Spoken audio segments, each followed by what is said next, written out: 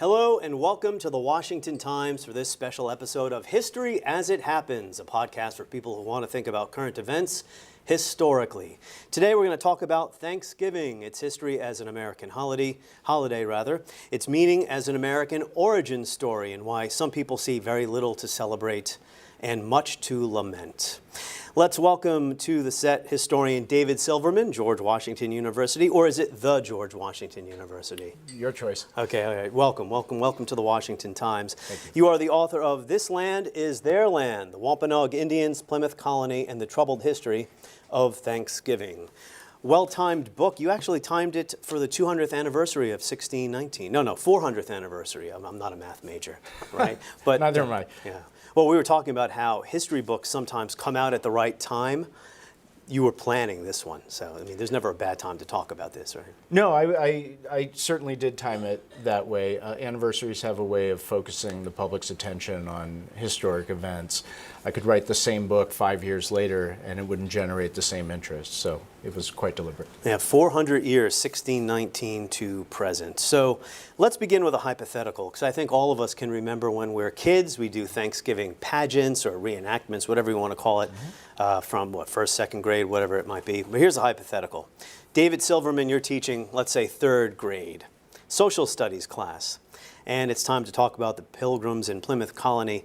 But instead of reenacting the feast in 1621, with the kids wearing their buckled shoes and maybe some of them wearing Indian headdresses, you say, all right, I'm going to give half of you toy muskets and the other half of you bow and arrows, and I want you to start massacring one another. What do you think the reaction might be? Oh, I think we can all guess what the reaction would be. It would be more accurate, to be sure, though, let me say as a history educator, I'm not a big fan of reenactments as a pedagogical tool. And also with kids, too. I mean, there was a story recently about a first grade teacher somewhere wearing a T-shirt on Columbus Day that said Christopher Columbus is a murderer. Now, Christopher Columbus did some pretty lousy things, but I don't know if that's an appropriate T-shirt for the first grade. Right. We don't have to wear all our truths. If Christopher Columbus was a murderer, I'm not sure that's an appropriate that's appropriate decor for an instructor. You get my point, though, about teaching kids about colonialism. It's difficult because the pendulum's usually swinging the other direction. We do these Thanksgiving pageants where everyone's kind of happy. Right. Well, colonialism was, and I think we can say is, a bloody business. And in the American context, colonialism was characterized by colonial indigenous warfare, which historians are increasingly characterizing as genocidal, and the enslavement of literally millions of people over the course of the life of the colonies of the Western Hemisphere.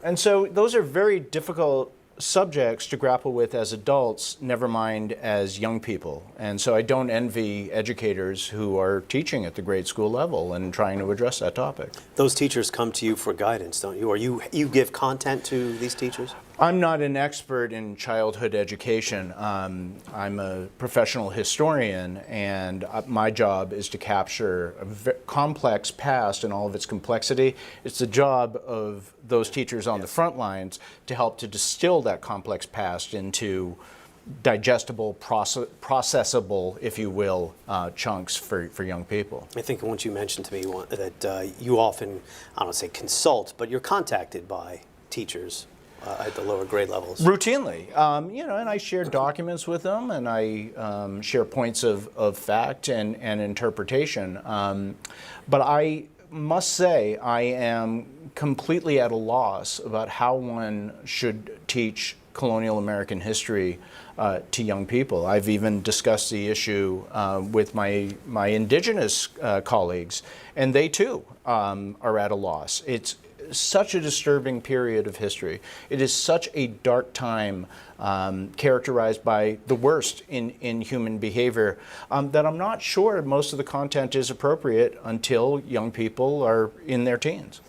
I never really thought about it that way until speaking to you last year. We did a podcast together about Thanksgiving. We're going to touch on some of those same themes. But yeah, this is a history of colonialism. It never really occurred to me that we're teaching a bloodless colonialism. That's the term that you've used, bloodless colonialism, which is a fantasy. Well, that's what the Thanksgiving story is all about. It is about indigenous people and European colonists making friends, right? And the natives are supposed to be friendly, and they reach out to these newcomers. We hold up a feast that they had together as the symbol of their relations, and then the natives disappear, effectively signing over their country to the newcomers, so the newcomers can establish the United States as a bastion of liberty, democracy, religious freedom, and opportunity. That tale leaves out the details, which are that, yeah, there was this alliance between the English and native people, the Wampanoags. It went to hell in a handbasket within the space of a generation. There was a war, the Pequot War, shortly after that. There were a lot of wars. We're going to get into that history, and we're also going to return to the educational issues, or the history wars, as they're called, a little bit later on. I want to talk a little bit about the holiday itself. Thanksgiving. Abe Lincoln declares this a national holiday in 1863. But first off, days of Thanksgiving were commonplace all throughout colonial America for a long time. And Old England, before the establishment of the English colonies, right. Whenever a society won a military victory or a drought ended, any one of a number of events that were of social importance, authorities would declare days of Thanksgiving. And those days could happen at any point on the calendar. They weren't limited to November. And in colonial America, that tradition continued. Now, over time, those days of Thanksgiving became relegated to late fall, when people closed the account books. Is effectively that effectively became the tradition. So nothing to do with like a harvest or anything like that. The books are closed after the harvest, and cold weather is coming, and that became the routine really by the late 17th century. So days of Thanksgiving in late fall were part of an American tradition really from the 1600s onward. But the so-called first Thanksgiving, the dinner between the Pilgrims and the Indians, we're going to get into the feast in a little bit, but that so-called first Thanksgiving dinner didn't have any connection to the holiday as declared by Abe Lincoln in 1863 for quite a while, right? There was no connection at all. By the time Lincoln declares the holiday, there was an association, but it's not until the mid-19th century, so about 15 years before Lincoln makes his declaration, that association started to become ingrained in the popular American mindset. For the 1600s, the 1700s, and the first portion of the 1800s, there's no connection whatsoever between days of Thanksgiving and the story of Pilgrims and Indians. It is a 19th and early 20th century invention. So there was a woman named, an magazine editor, Sarah Josepha Hale. She had read a story about the 1621 event and decided to use that as a model for an annual holiday.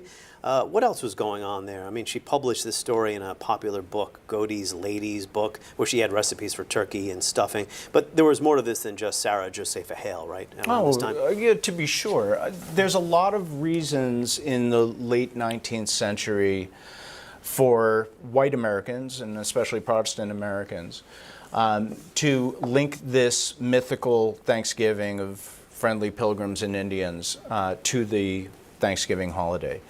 For one, the country had been was torn apart by the events of the Civil War and the political issues that led up to it. And what Hale and Lincoln were looking for is something that could unite the people during that period of division. But there are other pressures as well bearing on American society that this story helped to address. One was that Protestants were losing their control over American society. You have a mass migration, especially from Ireland and Germany, of Catholics. Talking about mid-19th century. Mid-19th century. And by holding up the Pilgrims as colonial America's founding fathers, it was a way for Protestants to assert their cultural authority at a time when it was being diluted as they saw it by immigrants. And as mass immigration continues throughout the early 20th century with peoples from Eastern Europe, the myth continued to do that kind of work. The myth also served to paper over what was in effect a genocidal war against indigenous people on the Great Plains and the Rocky Mountain West. I want to ask you about that. The second half of the 19th century, after the Civil War and the completion of the Indian Wars, Yeah. it was after those wars had been won by the United States is when Indians could then take a different place in the public consciousness. They weren't vilified as an enemy any longer, so they could take a more, let's just say, less threatening appearance as actors in the Thanksgiving play. That's right. And already by the mid-19th century, there is a national divide between people in the East, in Boston, Philadelphia, New York, and what have you, for whom Native people don't pose any direct threat, and white Americans in the West, who are engaged in a bloody conflict with indigenous people year in and year out. The Easterners were very comfortable having Native Yes. people play an important role in a national founding story. Another factor in all this, especially after the Civil War, is that you have a large free community of color for the first time. And what this national myth did is it also helped to assert white authority in the nation. It encouraged people who had no direct ancestry among the Pilgrims. Well, people with last names like mine and last names like yours. And it encouraged those people to identify with the English colonists as we, and to think of the Native people as them, even though the descendants of both groups were Americans. That's right. I want to return to 20th century immigration in a second. I want to just go right back to the 19th century. Citing from your book, This Land is Their Land, the first suggestion that a link between the Pilgrims and the Indians and the Thanksgiving holiday existed appears to date to 1841. 1841. A Reverend Alexander Young published the only primary source account of the event, a paragraph of 4 lines, but it had an influential footnote. Tell us about the footnote. There aren't a lot of influential footnotes in history. I can tell you as a historian. We write very lengthy footnotes that hardly anyone reads. Other than I read our them, but no, professor. but most people don't. I and my colleagues appreciate that. But most people do not. In this particular case, this footnote read, "This was the first Thanksgiving, the Great Harvest Festival of New England." That's it. But this primary source account circulated so broadly, and so many people read the footnote that the idea stuck. How about that? Something as simple as that. This was the first Thanksgiving. Well, you mentioned before early 20th century immigrants and how they were not welcome. Immigrants from Southern and Eastern Europe. Yeah. The door was open at Ellis Island, but they were not welcomed largely by the white Protestant majority in this country. This was a time when eugenics is starting to become very popular, nativism and xenophobia. Maybe this is my mind working tricks here and projecting my current mindset back as to when I was a teenager and learning about these things in school. But I never really felt much of an emotional connection myself to the Pilgrims or the Puritans, right? My Italian ancestors came here in the early 20th century to America, and as mentioned, they were resented by people like the Puritans, the white Protestant majority. Italians were Catholic, they were uneducated, they were ignoring all the stereotypes, and they were left to live in tenements in dirty, crime-infested cities, etc. But the more I learn about the Pilgrims, though, the less I like about them. Well, right. The early modern period doesn't live up to modern sensibilities very well. I mean, but as far as founders, in a sense, founders of America, right? The shining city on the hill, Ronald Reagan's Thanksgiving address. Right. He gives a Thanksgiving Day address on the radio in the mid-1980s. I think people should seek it out and listen to it. I don't see them as founders, really, of our country.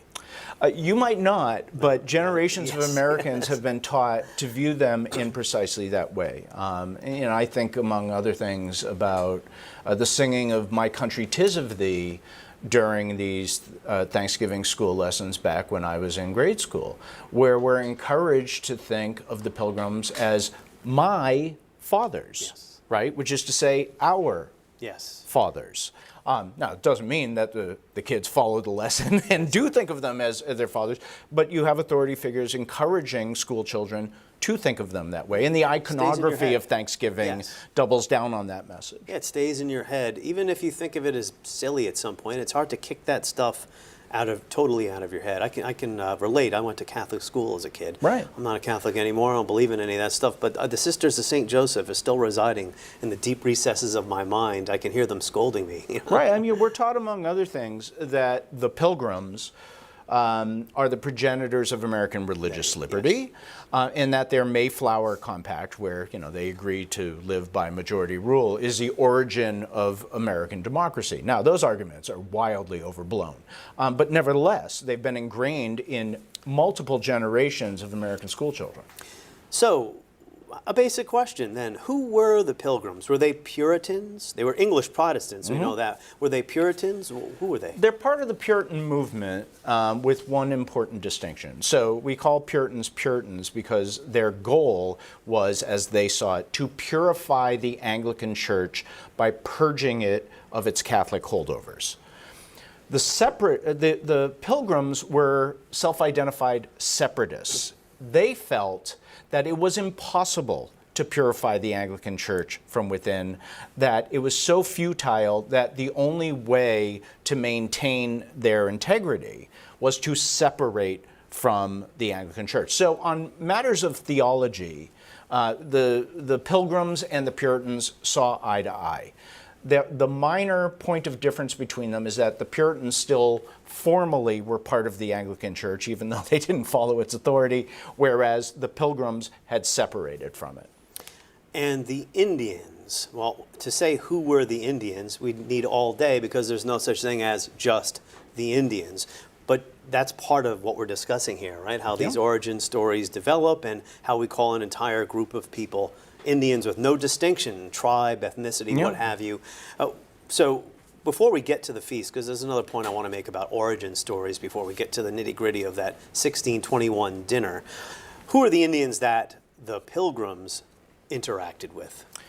They were the Wampanoags. Okay. They were a group of, the numbers are impossible to determine. We're talking about somewhere between 10 and 40,000 people living between the south shore of what's now Massachusetts Bay, all through Cape Cod, and then westward to the border of Narragansett Bay, where, the centerpiece of Rhode Island today. They're an Algonquian-speaking group. Algonquian is a language family that extends from the Canadian Maritimes down to Virginia, and then west across the Great Lakes to the Rocky Mountains and beyond. They're one of many tribal groups or Indian nations in southern New England at the time, including Narragansetts, Pequots, Mohegans, Nipmucks, Abnakis, and the like. And they had alphabetic literacy. Well, they gained alphabetic literacy after the English began evangelizing them. They don't have alphabetic literacy. No native people in the Americas have alphabetic literacy before colonization begins. But Puritans being Puritans, they placed a very heavy emphasis on lay people's direct access to the Bible. And so when they began evangelizing Wampanoag and other New England native people in the mid-17th century, they began taking native languages, putting them to alphabetic literacy, and then teaching those skills in school. Indeed, the first Bible printed in North America is in the Wampanoag language. How about that? I did not know that. So we were talking about how the Pilgrims may seem strange as American founders. I have an old politics professor from Ithaca College. I keep in touch with him. He's actually been a guest on my podcast. A political theorist. His name is Naim Anayatollah. He told me something once. He has a way of describing these stories, these origin stories. He says they're in the lining of our cribs.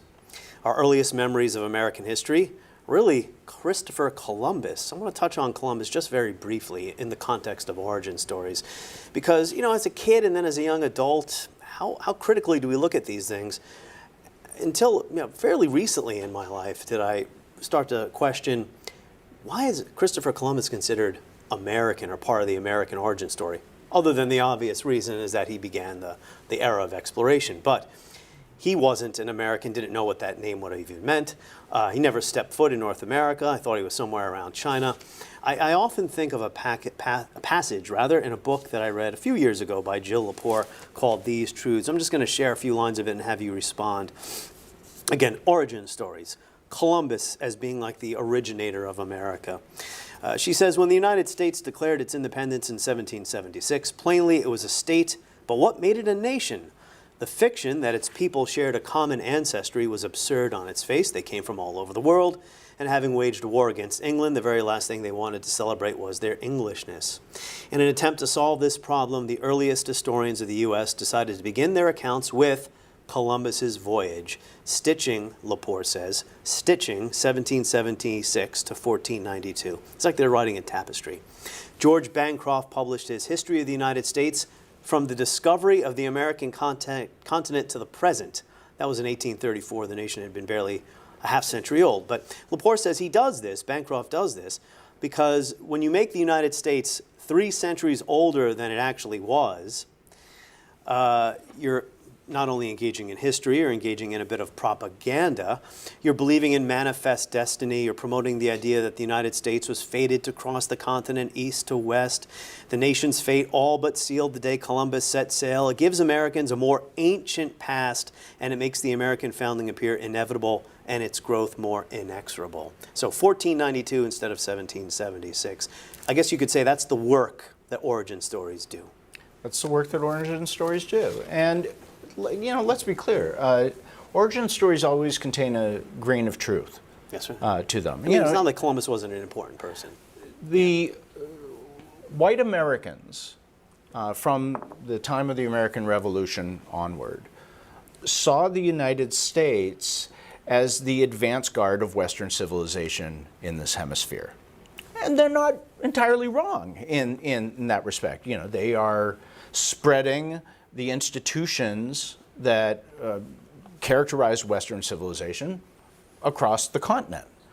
So if that's the mission of the nation as imagined by its leadership, then it makes sense to start with Columbus. We've come a long way since then, though. Right. And let's be clear, right? Native people are not the foils of the nation anymore. They're our countrymen and women. And they deserve to see themselves represented three-dimensionally in the nation's history. And the rest of Americans should too, because there's a lot of lessons to be learned here. And so, when I teach my American history courses, I start with the first people, with their migrations to the Americas and the civilizations that they built. And by the time Columbus arrives, the story then becomes the meeting of civilizations, the clash of civilizations, rather than the beginning of history. The very first sentence in your book, what you just said made me think of it. Here, I'm going to find it. Serious critical history tends to be hard on the living. That's right. These complexities, not only they're just difficult to convey, it's complex. I mean, you take a course in history to learn about this stuff, but they don't necessarily fit into the framing of an origin story that's designed to make us feel good. Right. When you get together for Thanksgiving with your family. Although lots of Thanksgiving dinners devolve into arguments these days, but you get what I'm saying. I do, and look, there's a fundamental difference between the way professional historians approach history and the way most people do. Professional historians discipline themselves not to see the historical actors, the actors of the past, as we and they. Yeah. They're all they. Right? So we don't have a personal investment in who's a hero, who's an enemy. What we're trying to do is capture a complex past in all of its complexity. Most people in the world see history as a way to tell stories about we. That's right. And they define other people as they to establish foils for that story of heroism. And in many ways, those are the debates that we have over history now. Yes. Are we going to approach it more objectively as the historical actors as they, or are we going to see them as we? And you don't want balance for balance sake, right? You're balance for truth's sake. That is correct. Because people on the right are criticized and often with reason, for whitewashing the past, but also on the left, and I'm thinking of the 1619 Project, which, by the way, barely mentions Native Americans, right? 1619 Project goes, the pendulum swings all the other way, but to hell with this, right? You know, it's our founding principles were a lie, and there's one line that is woven all through American history, and that is white supremacy as the determining force above all other things. Again, it's not entirely inaccurate, but I'm just trying to compare. We need to move away from the two poles here, the extremes. It's much more complex and rich than that. The historical method involves starting with questions rather than starting with answers. Yes, that's a better way of putting it. The processes that you're describing, they start with answers and then cherry pick their facts to fit those narratives. Historians have to be prepared to be surprised by what they find in the evidence and to allow the evidence to lead them wherever it goes. That's right. That's a much better way of putting it than my maze-like, somewhat incoherent. Well, you know, I asked them just to put water in these mugs. I think they put spiked cider in here. It's a little early for Thanksgiving drink, but okay, I'll recover. So, all right, I think we've touched on the big picture issues here. Let's dive a little bit into the granular history part. Before the feast of 1621, you told me something that I must admit I was ignorant of. I didn't know. History that's largely forgotten, but it does speak to the Thanksgiving myth and the origins of that dinner in 1621. It's very relevant to what we're discussing. There were many years, decades of contact between the Indian tribes and what we now call New England and Europeans. There was trade, violence, and slave taking. Let's start with trade. What was being traded in by whom?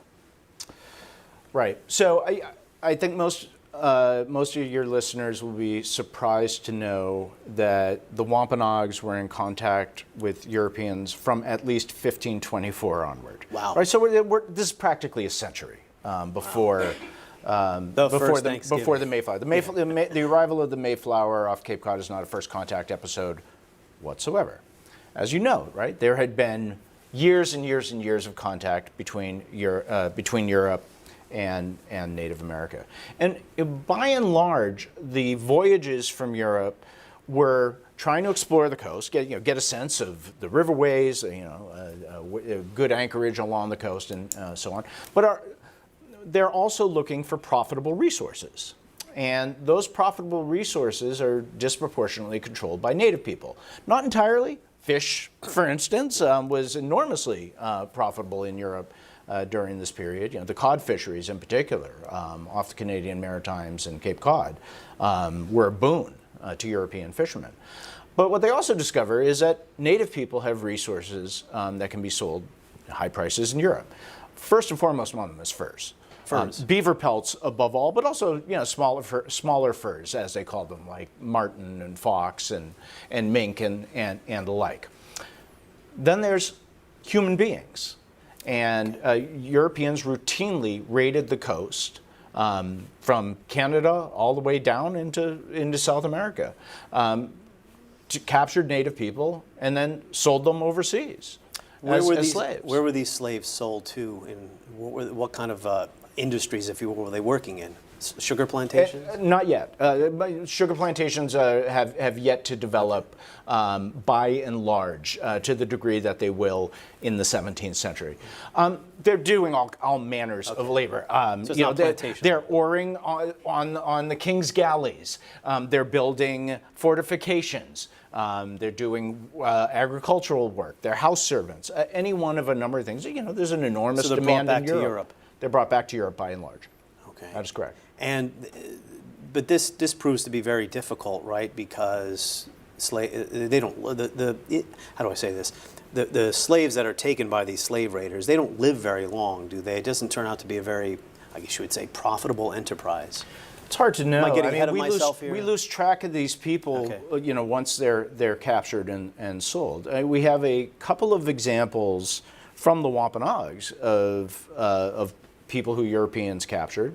This is in the decade of 1610, so 10 years before the arrival of the Mayflower. We have two examples of Wampanoags who the English captured, brought to England, and who managed to make their way back, armed with English language skills and a pretty fine sense of English culture and how it worked. examples like that are incredibly, incredibly rare. Yeah, I think I'm getting a little ahead of myself because, as far as I understand, one reason why the transatlantic slave trade in Africans exploded was because it proved impossible to enslave Native Americans for a number of reasons. But I might be getting ahead of myself. Well, you know, the last 15 years of scholarship or so has exploded that idea, which, you know, was standard. It was standard fare in colonial American history courses for a long time. What we've now discovered is that over the course of the big colonial era, you know, so 16th century all the way through the mid 19th century. Europeans and then European colonists enslaved upwards of 5.5 million indigenous people. Oh, I did not know hemispherically, not within the boundaries of the United States. So that's about 40% of the volume of the transatlantic slave trade. In North America, in the North American context, so this would be in English, French, Dutch, and Spanish colonies. During the 17th century, so during the 1600s, you would have been as likely in a colonial setting to encounter Native American slaves as Africans. That will change dramatically in the 18th century, largely because if you're enslaving the people you live near, it's a recipe for chronic war. It is safer to enslave people from across the ocean and then transfer them to a new land where there's no hope of escape, and B, no possibility of their home societies warring against yours. You know, this is depressing. I don't think I want to celebrate This is my point about colonialism. Yeah, I don't think I want to talk about Thanksgiving now. No, so that's a great point. Thank you for letting me know. My information obviously is outdated there. So you said trade, slave trading, or slave taking, and violence. So we're not talking about full-scale war. No.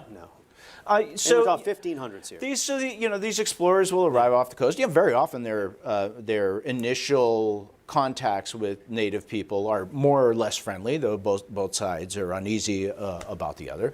They will try to trade with one another, and then almost invariably something goes wrong. Sometimes native people steal an object from the Europeans. Sometimes the Europeans rough up a native person or try to kidnap one of them. And when those incidents occur, the two sides exchange blows. This happens over and over and over again on the coast. And so what that means is that by the time the Mayflower passengers arrive, Wampanoags have upwards of a century of experience with trading with Europeans, slave raiding by Europeans, these coastal battles with Europeans, and they have the experience of the small number of Wampanoags who had been taken to Europe and managed to find their way back. And they knew English, knew how to speak English. Wow, so they knew who they were dealing with. They weren't strangers who just stumbled upon a dinner table one day. So one more important development before we get to the so-called first Thanksgiving. The Wampanoags, which is a name that school kids, as far as I know, aren't taught right off the bat. I went to school a long time ago. Pilgrims and Indians is basically... They're just the Indians. Yeah, the Indians. Right. They were ravaged by an epidemic disease breakout a few years before the Mayflower arrives. Yeah. How did that set up the Wampanoags to seek out an alliance with the English? Yeah, this is a key event. So, among the things that are exchanged between Europe and the Americas, we've already talked about the fur trade, we've talked about slaves, is epidemic disease. And so most of the rest of the world had what we call crowd diseases, like smallpox, pneumonia, chickenpox, and we can go down the line, which developed for a handful of reasons, but the two most important ones are that you have large urban centers in Europe, Asia, and Africa, and in those large urban centers, people and livestock are living cheek by jowl. And so it's a recipe for the development of terrible diseases. Well, native people didn't have livestock. They have the dog, the llama in a few cases, but they don't have the kind of draft animals that are so common in much of the rest of the world. And very rarely do they live in urban settings. And so for millennia, they had been spared these diseases which so ravaged Europe. But then all of a sudden, they're in contact with the rest of the world, and it's a disaster. No immunity at all to these things. No natural immunity. They haven't developed immunities to these diseases. Right. That's precisely right. You think of chickenpox, right? Yes. We'd get it as a kid. Right. It would be miserable for a few days, but then we don't get it as an adult. If you catch it as an adult, it could be fatal, right? They don't have that that experience. So in the case of the Wampanoags, around 1616, they contract a terrible disease. We don't know what it was. We don't know what it was. Many European explorers are coasting New England during this period. They call it a plague. Now, that could mean bubonic plague, but it could mean any one of a number of diseases. I suspect it was smallpox. We just don't know. Smallpox is known to have killed about 30% of the people who get it. So if it was smallpox. With nursing. With nursing. With nursing. But if everyone is sick at the same time, which is the case when no one has had it before, it means everyone's down at once, which means you're going to have catastrophic losses of population. Wow. So in this particular case, this disease is ravaging the Wampanoags and their allies, the Massachusetts people and the Southern Abenaki people, so moving up the coast through Massachusetts and Maine. According to native testimony, some communities lost upwards of 90%. Oh my. Which is impossible to fathom, yes. Right? And they're devastated. They're utterly depopulated. Well, their Narragansett enemies to the west don't contract the disease, which tells you something about their relations. It's a communicable disease. Yeah. If the Narragansetts didn't catch it, it says that they're not in regular contact with each other.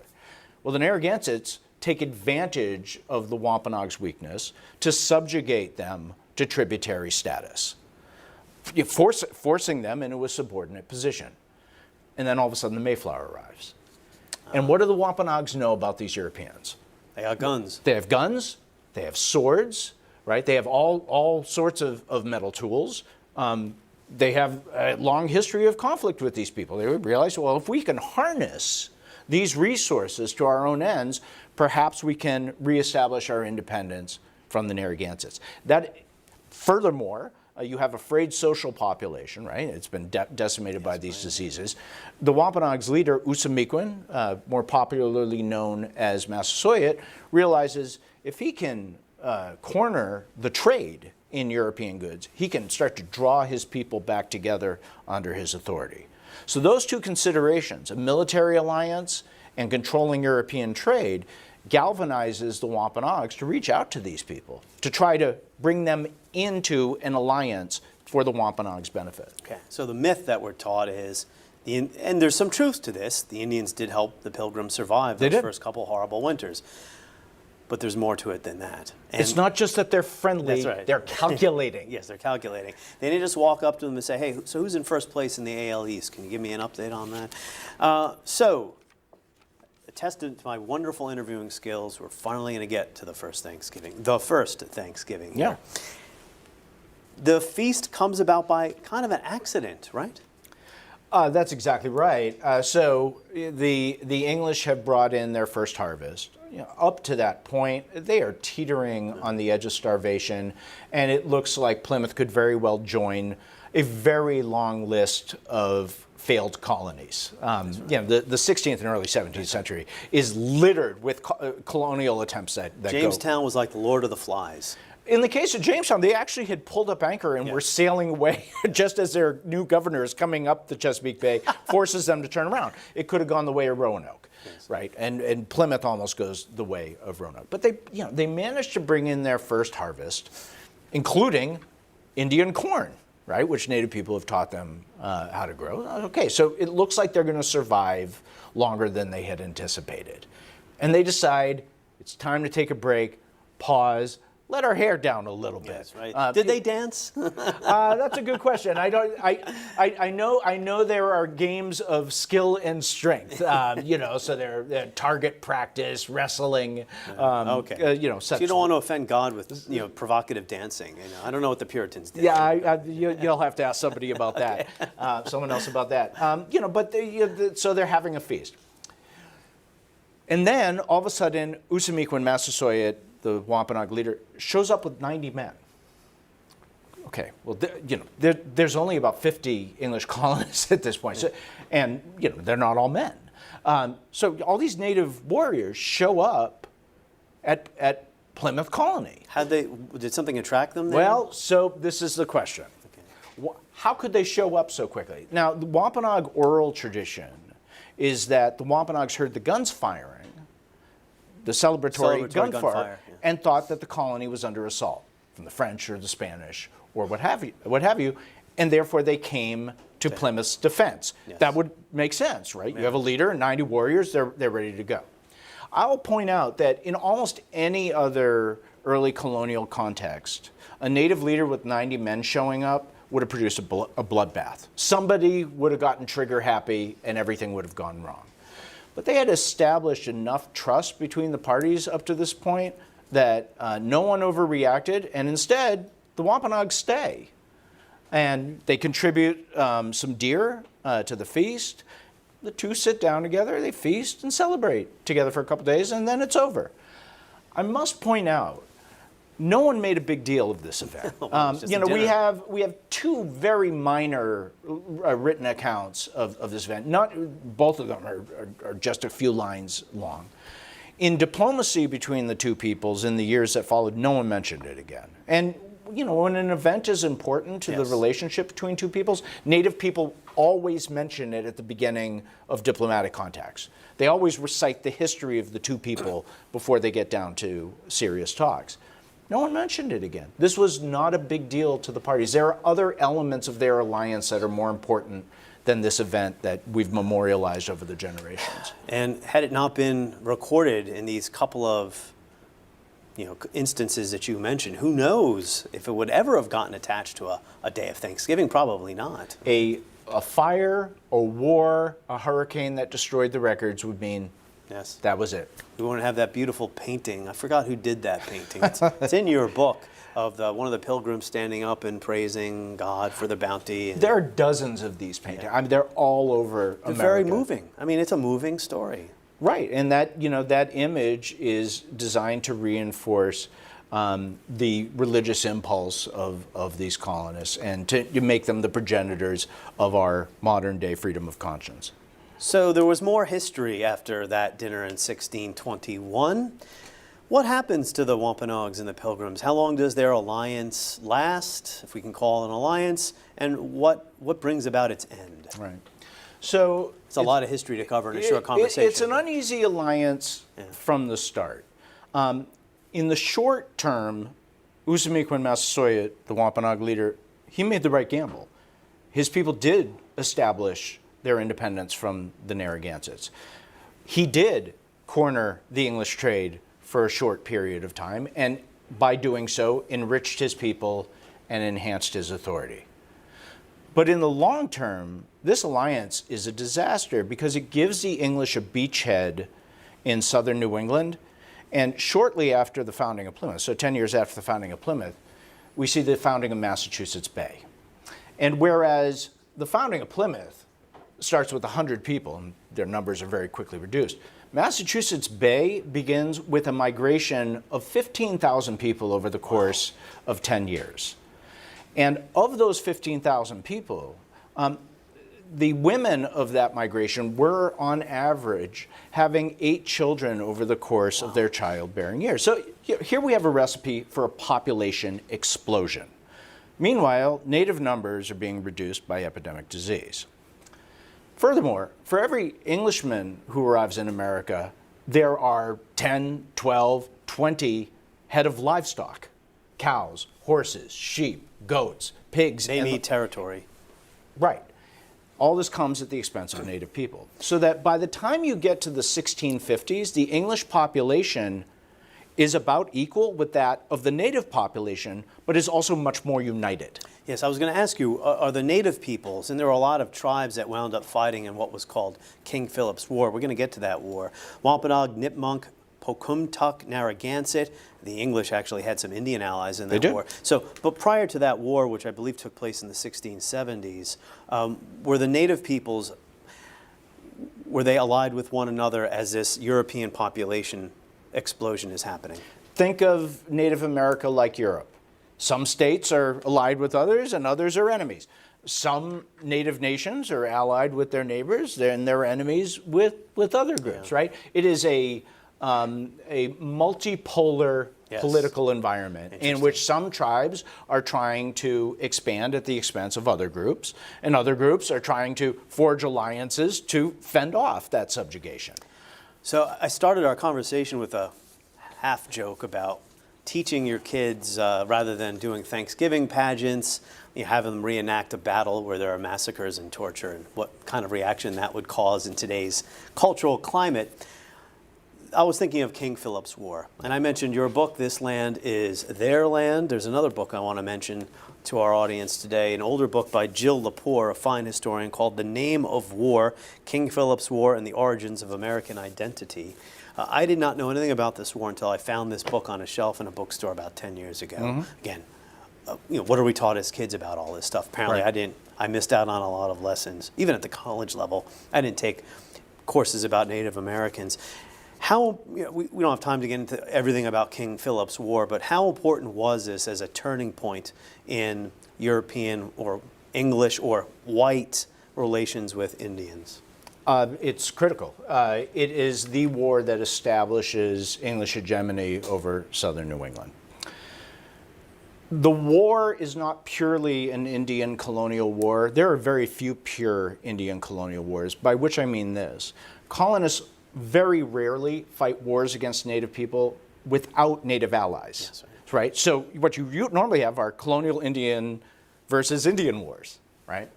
And that's certainly the case here. And the English had some powerful Indian allies. They do, including Wampanoags, who had adopted Christianity, and the Mohegans and the Pequots and the Mohawks, among others. But by and large, most Native people in southern New England rise up in this war against English expansion. And this alludes to the question that you were asking earlier. Do these people see themselves, do Native people see themselves as Indians? Well, when the colonial period starts, no. They don't have any word Yes. to suggest such an idea. And Europeans don't see themselves as white either, right? Not at all. But by 1675, when King Philip's War starts, they most certainly do. As a matter of fact, they have adopted the English word Indian to describe their common identity. And what you have in the run-up to this war are Native leaders meeting on a regular basis, Native leaders who normally do not get along with each other, saying, for all of our differences, we have to recognize that these newcomers represent a threat to all of us, that they are going to destroy our way of life, they are going to render us landless and slaves. And if we don't unite, we're all done for. Lepore makes a point, as you just said, about racial difference, the ideas of racial difference, and the start of, say, racial categorizations or racial identity. Right. She said Europeans had contemplated this possibility from their first encounters with America, but as many historians have pointed out, a rigid system of racial classification would be centuries in development, but this is where it starts. Do you agree with her on that? Or? No, I think in the context of New England, this is where it starts. But this is a complex process taking place throughout the Atlantic world during this period of time.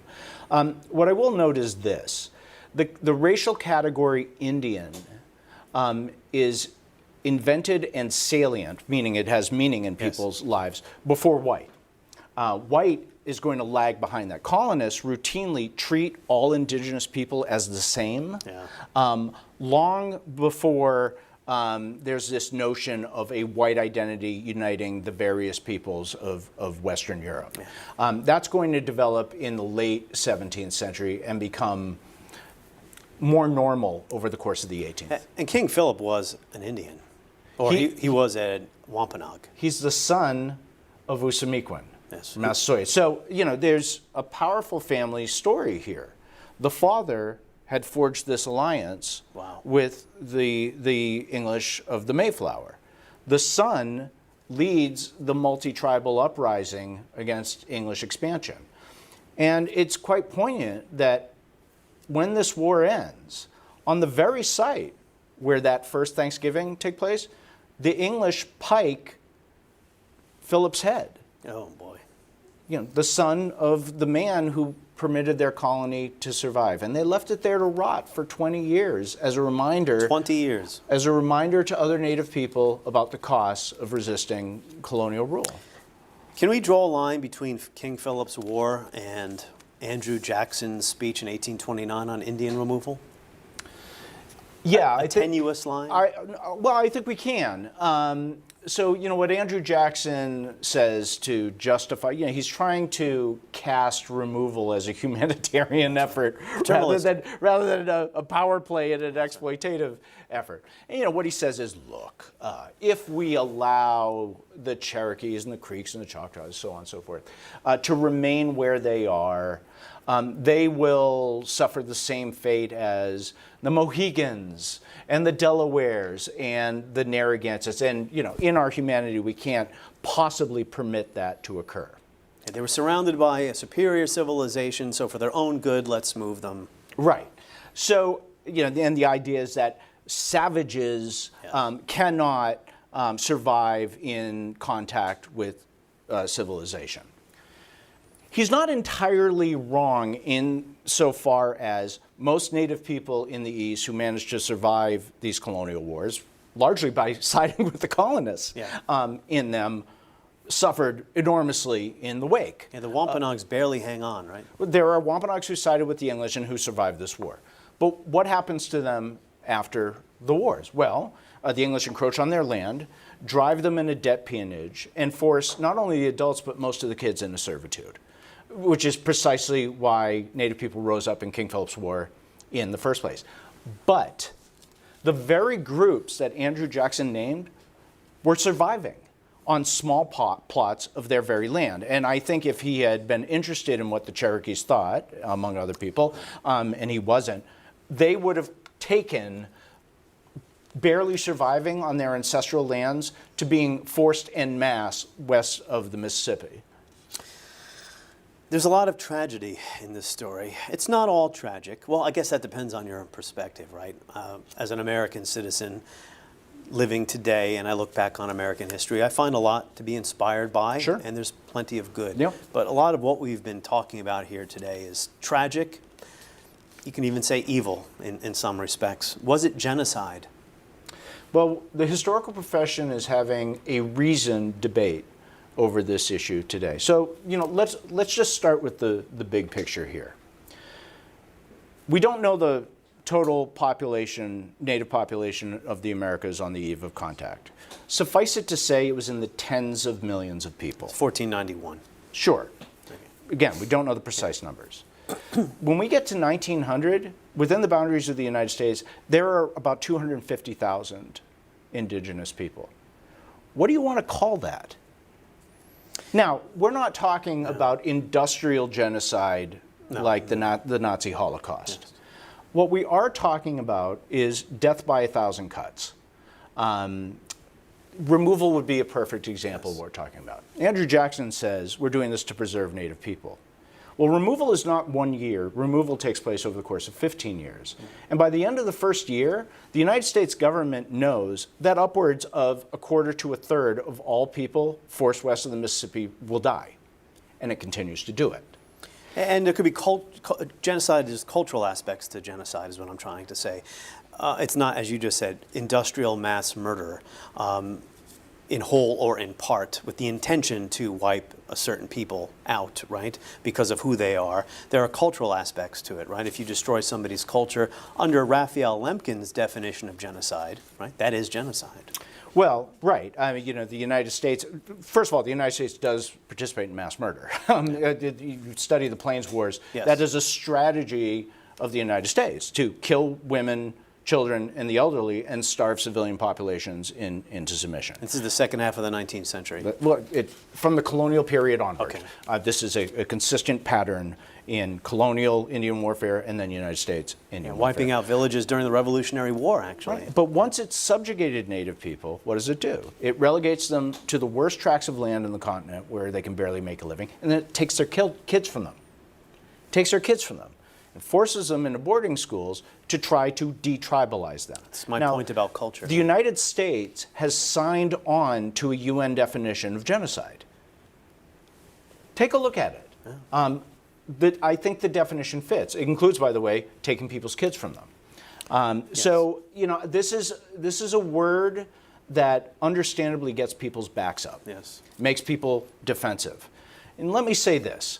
When you study Native America like I do, you see the United States through a new set of eyes. It's a valuable perspective. And I think everyone in this country would benefit by taking a deep breath and looking this difficult history square in the face and reckoning with it. Yeah, I was going to close with a question.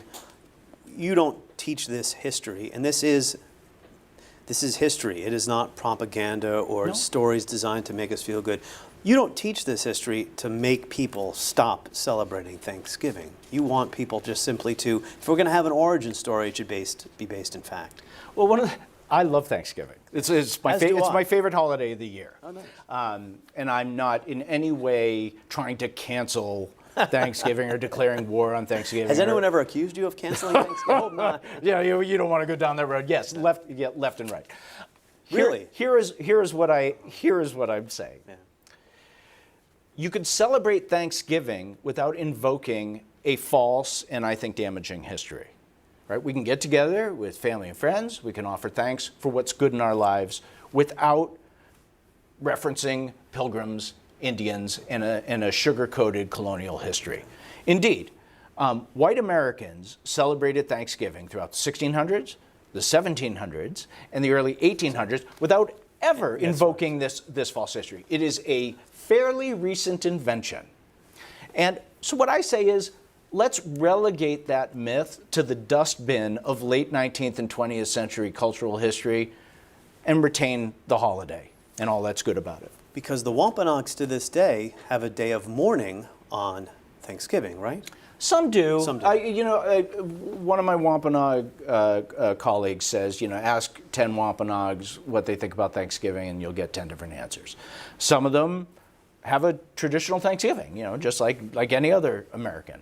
Others will hold a traditional Thanksgiving and go to this day of mourning protest, Mourning with a U, that they hold in Plymouth every Thanksgiving Day. Others say it's a colonist holiday. We want nothing to do with it. Decolonize the holiday. That's precisely right. Decolonize the holiday, and who can take issue with that, given their ordeals. I take the point of the organizers of the Day of Mourning, and it's one of the reasons that I wrote this book, that this myth hurts our indigenous countrymen and women who deserve to have truth in our national holidays, who deserve to be able to see themselves in our national holidays. And for that matter, I think it's hurtful to other Americans by blinding them to the reality of our colonial past. When I started to learn about these things, I said, my gosh, how ignorant I have been.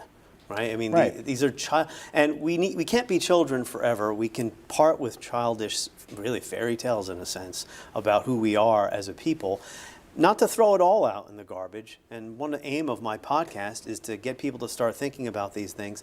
To put it simply, take the good with the bad. History is complex. There's no such thing as a totally good person or good nation or totally bad or evil person, with a couple of possible exceptions to that, one being Adolf Hitler probably, but you get my point. But I think we have emotional attachments to these stories. That's right. And if you think you are a good citizen of a good country, not just a good country, a historically great country that broke ground, broke new frontiers, a new age, right? The Age of Enlightenment and the Declaration of Independence and the Continental Congress and all of that. When you learn about this, it's not about the facts. It takes an emotional toll on you. Right, and let me. In closing, you use that quote from the book. That critical history is hard on the living. Yeah. Let me be clear. This history is hard on Native people too. Yes. Right, seeing their own ancestors in three-dimensional form is difficult because they like to think of their ancestors as better than all of us, right, as better than themselves. Right. Every nation's origin story has greatness in it. None of our ancestors can live up to that standard. Yes. And what I would say is this. I know it's hard on the general public to have historians continuously poking holes in their cherished myths. Yes. But you don't want to live in a society where you don't have a class of professional historians fulfilling that role. Because then we will be subject to the manipulations of politicians. And they're not interested in getting the past right. All they're interested in us doing is supporting their agendas. And for a long time, historians were propagandists as well. There are always historians who are propagandists. And we have to fight within our own profession against that. We self-police in that way. David Silverman, on that note, I will wish you a happy Thanksgiving. And to you and yours. Cheers, a little bit of water here, DC water, it's very good. And I want to thank all of you for listening and watching this episode of History as It Happens.